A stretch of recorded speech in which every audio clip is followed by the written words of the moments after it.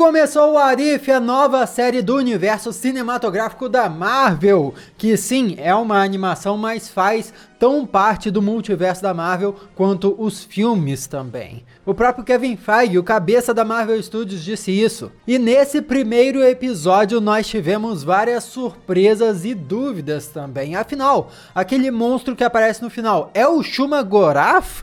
Vilão especulado de Doutor Estranho 2 no Multiverso da Loucura? Ou será que não? Quem é o Ato, o vigia que está observando tudo e vendo tudo? Por que ele está fazendo isso?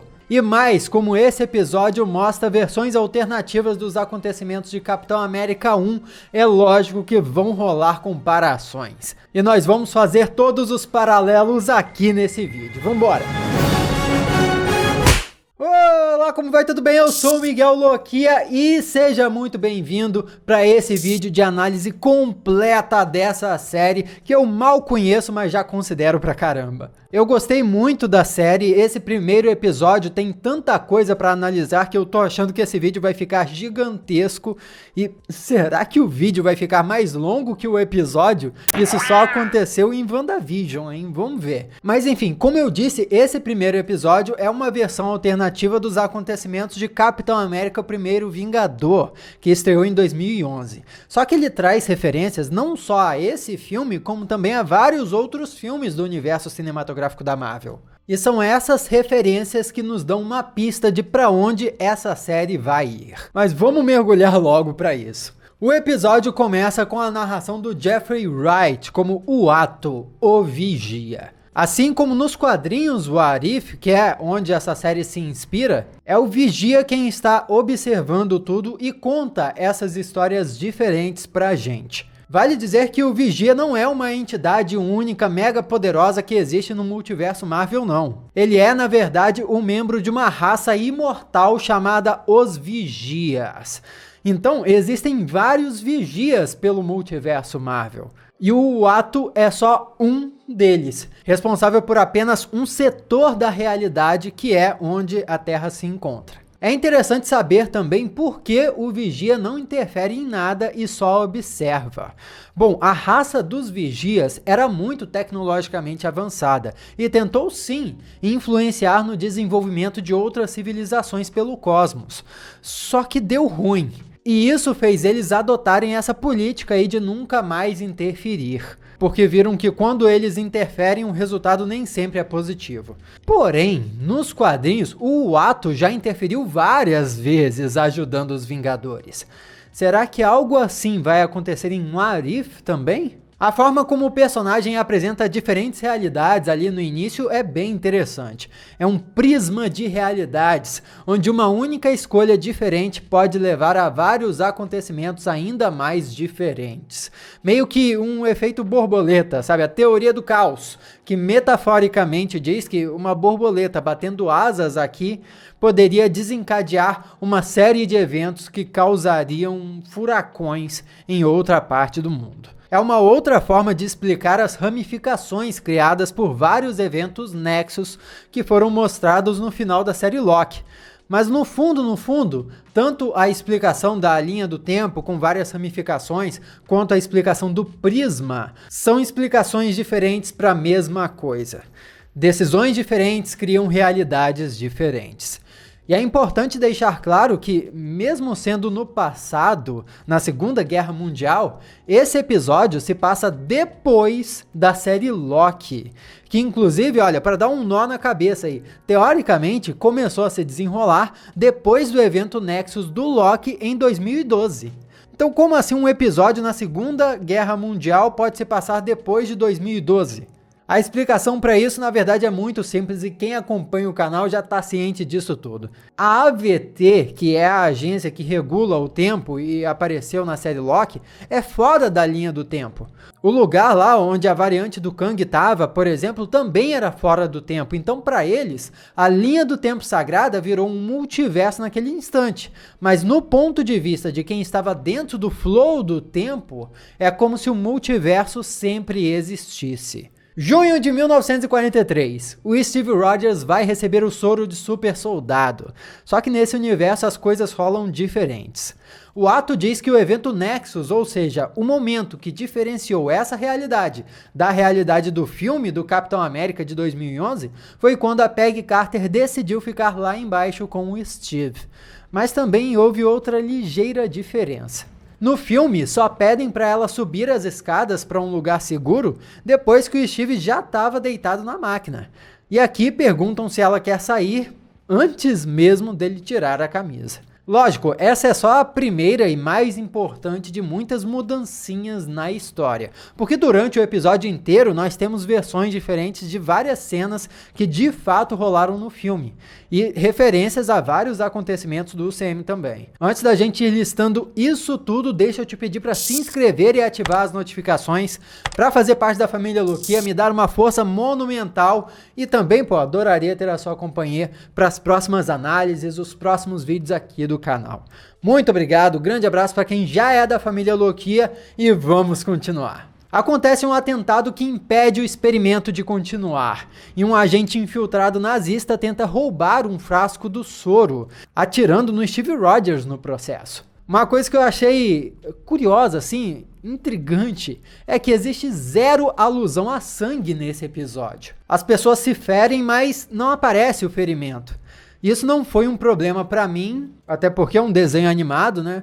Mas visualmente achei um pouquinho estranho. Por exemplo, o Steve Rogers tomou uns tiros na barriga nesse momento, mas ficou parecendo que ele só sentiu dor de barriga e caiu no chão. Não duvido que uma dor de barriga forte possa te derrubar, né? É possível, mas eu não acho que foi o que aconteceu ali. No filme também rolou um atentado, inclusive usando um isqueiro e tudo mais. Só que a explosão no filme rolou no andar de cima e foi só para distrair. E tudo depois do experimento ter sido bem sucedido com Steve Rogers. O que não mudou na história é que em ambos os casos o cientista Dr. Erskine morreu, levando a sua mente consigo e todo o conhecimento sobre o desenvolvimento do soro do super soldado. Já aí no início e através do episódio inteiro, nós vemos o machismo que a Peggy Carter teve de enfrentar do general, ou melhor, coronel, até se tornar uma heroína. Essa foi uma temática recorrente também da série que a agente Carter ganhou pela Marvel Entertainment, que apesar de ser derivada dos acontecimentos dos filmes da Marvel Studios, não foi uma série produzida pela Marvel Studios e por isso não faz oficialmente parte da linha do tempo sagrada, vamos chamar assim, a linha do tempo que a gente acompanhou nos filmes até aqui. Então, a série da Peggy Carter é uma parada extraoficial. Talvez a gente possa dizer que faz parte do multiverso. Mas enfim, por lá ela também teve que enfrentar bastante discriminação. Aquela era uma época onde direitos iguais para mulheres era um sonho distante, parece, né? Olha quantas vezes a Peggy teve de ouvir que não podia fazer isso, que não podia fazer aquilo. E é tenso perceber, sabe o que mesmo hoje em dia ainda existem casos de pessoas dizendo que mulher não pode fazer isso, mulher não pode fazer aquilo, mulher não é para isso nem para aquilo. É muito chato isso, fica a reflexão aí. Vamos trabalhar para termos um futuro melhor para nós também, todos nós. A primeira coisa que fazem com a Peggy é tirar várias amostras de sangue dela, algo que também foi feito com o Steve do filme. O objetivo ali era tentar recuperar o soro de super soldado, estudando o sangue deles.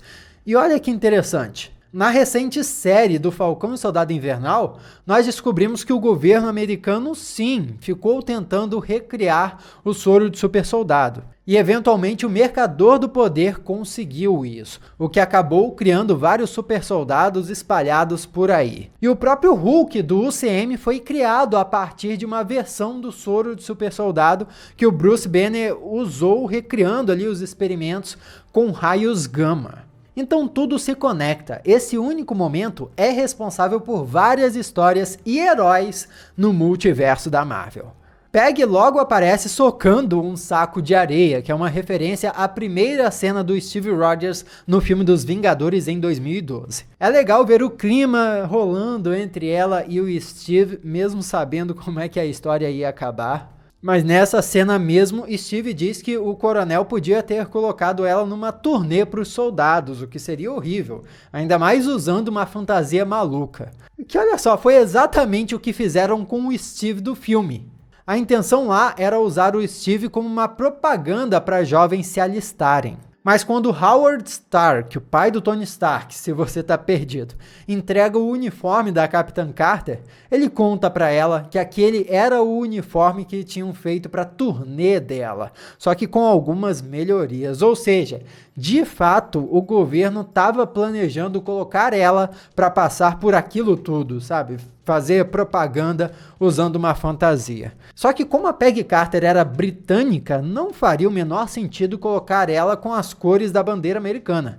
Com as cores não, com as formas, né? Porque as cores da bandeira americana são as mesmas cores da bandeira britânica. O que pode deixar a dúvida na cabeça de muitas pessoas, né? Por que o governo americano colocaria a PEG para fazer uma campanha para eles usando a bandeira do Reino Unido, que é outro país que durante muito tempo foi um inimigo dos Estados Unidos? Bom, certamente a turnê não era só para os Estados Unidos, mas sim era um esforço de todos os países aliados na guerra. Então, por isso que ter uma pessoa vestida com a bandeira do Reino Unido faria sentido também. Esse é um detalhezinho que talvez pudesse ser explicado se o episódio fosse um pouco maior.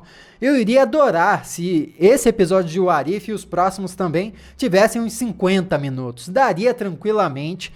E às vezes parece até necessário, porque pela duração curta de cada um dos episódios, parece que os acontecimentos se desenvolvem muito rápido. Tem até um outro exemplo mais extremo dessa rapidez, dessa pressa do episódio que eu vou comentar mais pra frente. Mas enfim, o Caveira Vermelha junto com a Hydra vai pra Tonsberg, na Noruega, buscar o Tesseract, exatamente como no filme também.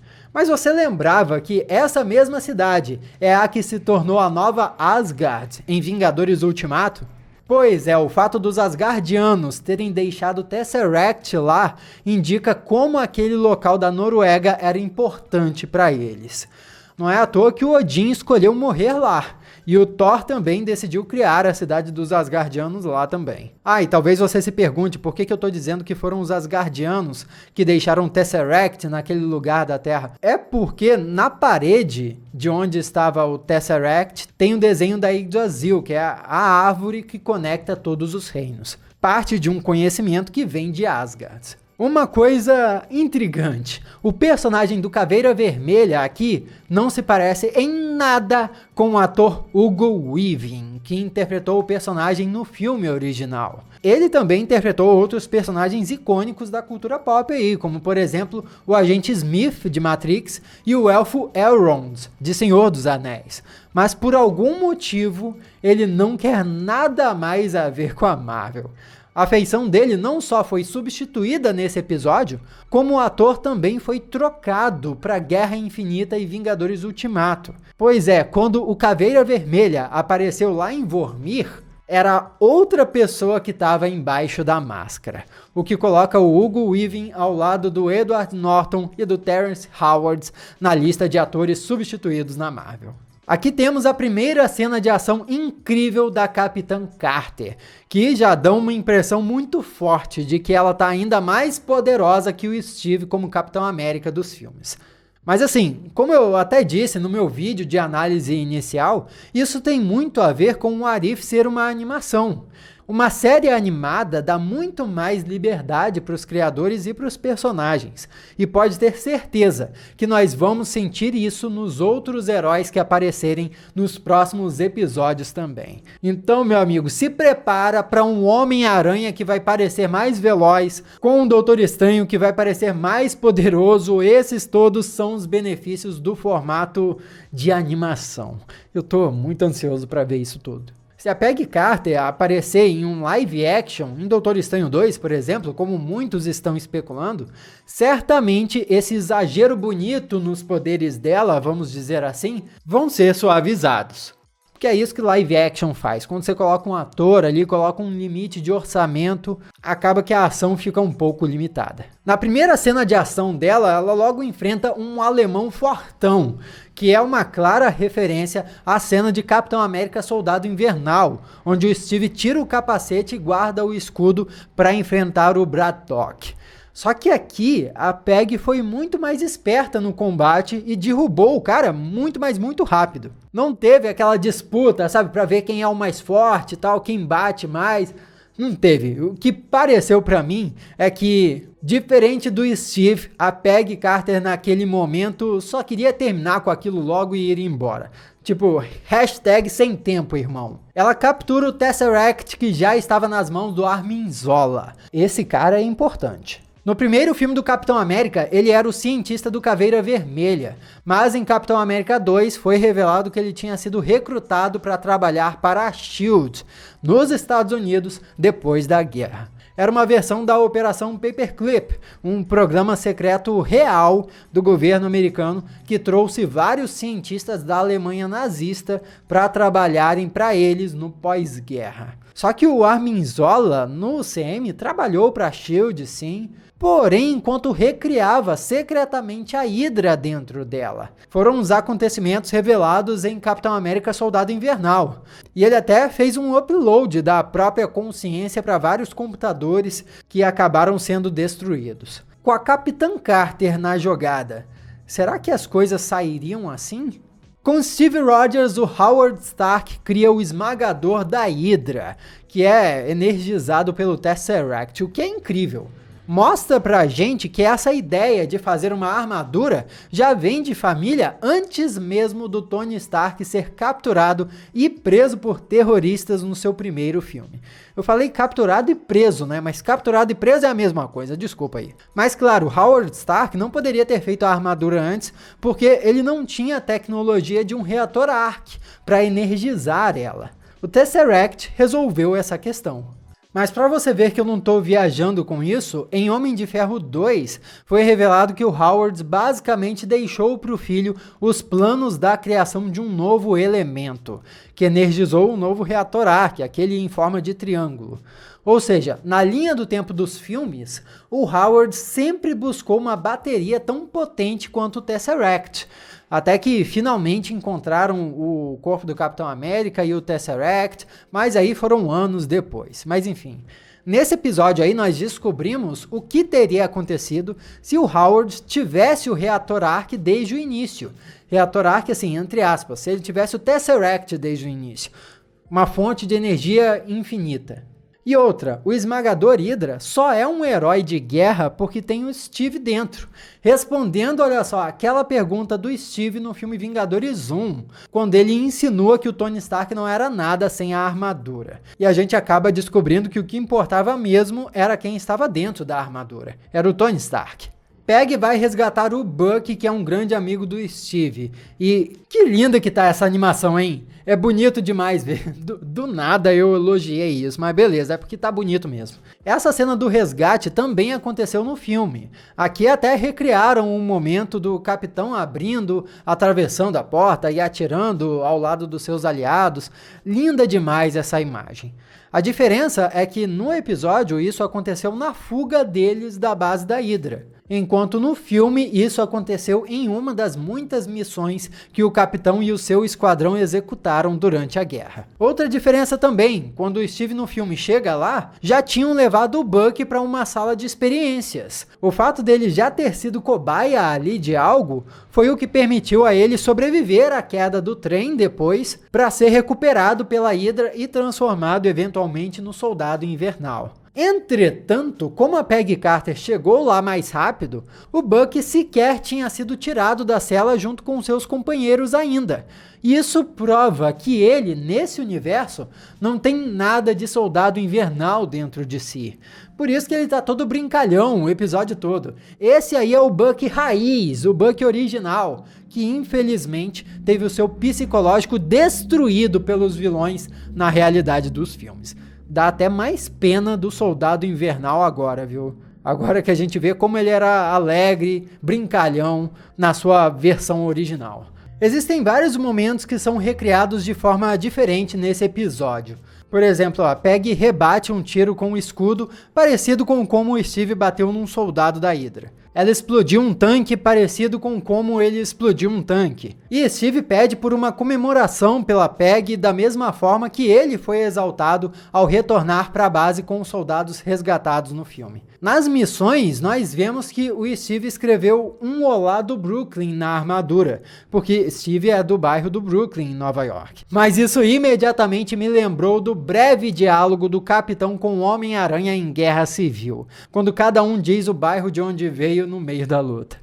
Quando eles vão invadir o trem e o Bucky quase cai para fora na aterrissagem, Peggy salva ele, e é lógico que você pegou a referência quando ele diz que ela quase arrancou o braço dele, né? Não, eu não tô falando sobre a Dora Milaje tirar o braço do Bucky. Tô falando que se ele caísse ali, ele poderia ser transformado no Soldado Invernal e iria perder um braço, de qualquer jeito, é isso? Mesmo depois daquilo tudo, o coronel ainda subestimava a Peggy, dizendo que o esmagador Hydra era a única coisa que invadiria o castelo do Caveira Vermelha. Mas felizmente, naquela altura do campeonato, a Capitã Carter já tava com uma moral já. Deu um chega pra lá no cara, mas que dá uma vontade de dar um saculejo naquele maluco, dá. Ainda mais vendo a facilidade com a qual ela invade o lugar, é muito bonito ver ela lutando. Lá dentro eles encontram o Steve e o esmagador Hydra, o que pra mim foi uma das soluções mais fáceis do episódio. Do nada o Steve tava lá, caído no chão, sem nenhum soldado guardando ele e com a armadura já presa em um suporte que poderia recarregar ela.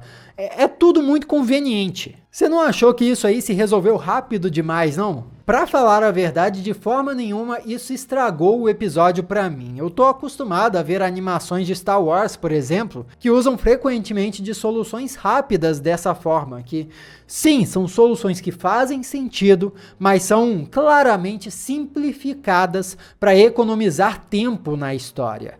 Afinal, isso que nós assistimos aqui é basicamente um filme de mais de 1 hora de duração, resumido em 30 minutos.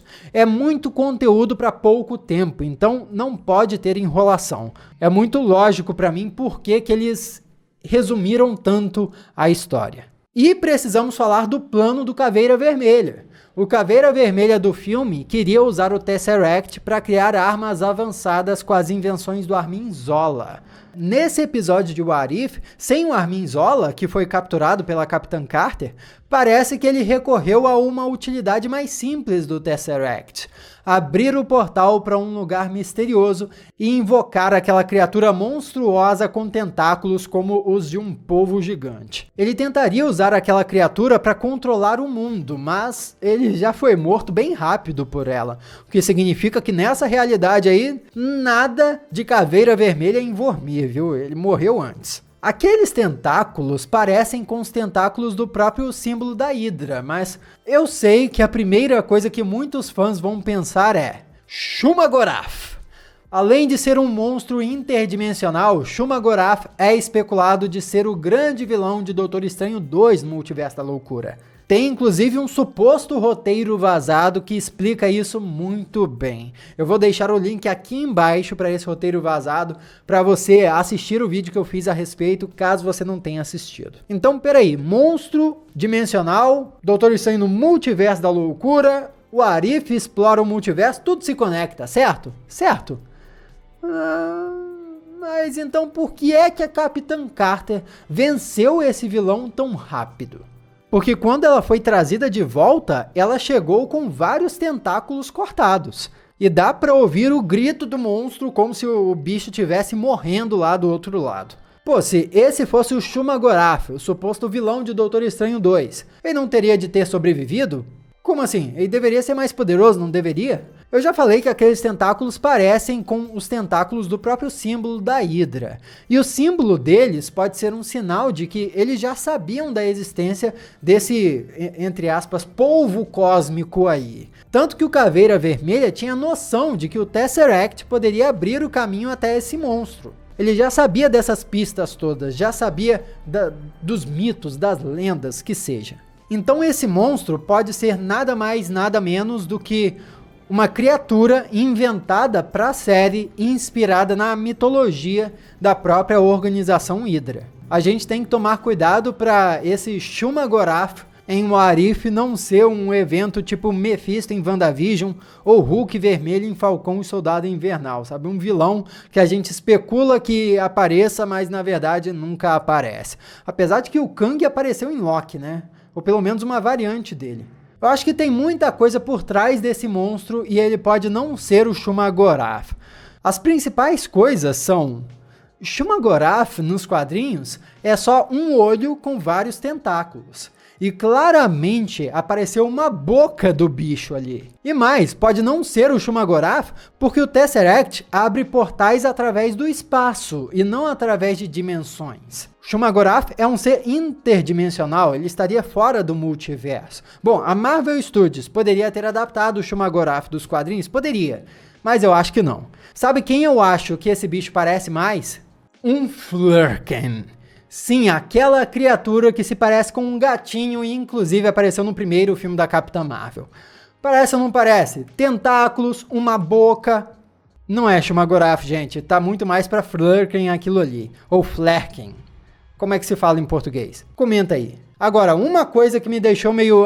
poxa, eu esperava mais disso. É a espada. A Peggy tá com um uniforme que lembra o uniforme do Capitão Britânia dos quadrinhos. E aquela espada tinha tudo para ser a lendária Excalibur. Mas na verdade foi só uma espada aleatória que ela pegou lá dentro do castelo.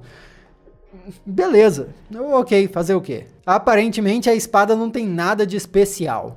Pelo menos por enquanto. No fim, Peggy se sacrifica, mas vamos pensar nas coisas que ela deixa para trás que são diferentes da realidade que a gente acompanhou até agora nos filmes. Primeiro, Steve sobreviveu com a armadura dele. O Tesseract não se perdeu, ficou com o Howard Stark, com o governo, possivelmente, durante o tempo todo. Será que o Esmagador Hydra continuou agindo como um super-herói? Outra coisa, Buck nunca vira Soldado Invernal, o que significa que ele nunca vai matar o Howard Stark em 16 de dezembro de 1991. O que significa que ambos ainda podem estar vivos quando a Capitã Carter volta. Já pensou nisso? Será que eles vão estar vivos ainda? Mas o cientista Armin Zola está sob custódia do governo. Será que ele tenta recriar a Hydra dentro da SHIELD mesmo sem Soldado Invernal nem nada? Todas essas podem ser coisas que vamos descobrir nos próximos episódios, porque o final do episódio deixou claro que é só o começo. Tivemos uma cena ali muito parecida com a que o Loki chega na Terra em Vingadores 1. Porém, quem sai dali é a Capitã Carter. Para ela passaram minutos, talvez horas, mas na Terra se passaram quase 70 anos.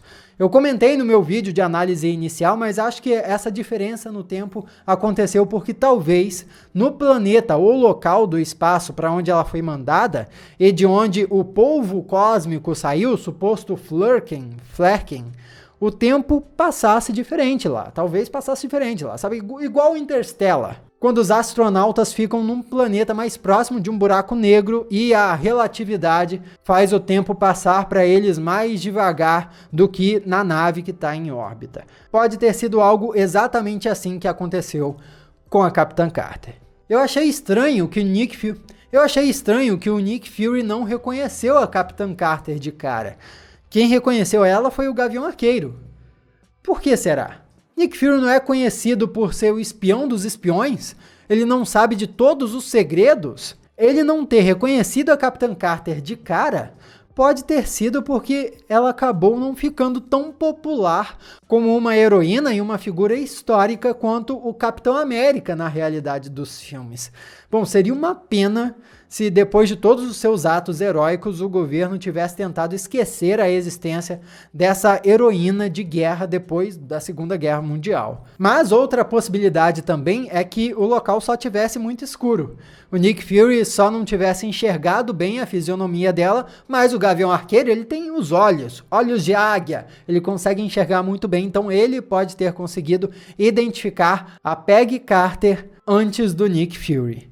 Mas de uma coisa que a gente não pode ter dúvidas é, se o Nick não estava esperando receber ela pelo portal, ele estava esperando o quê?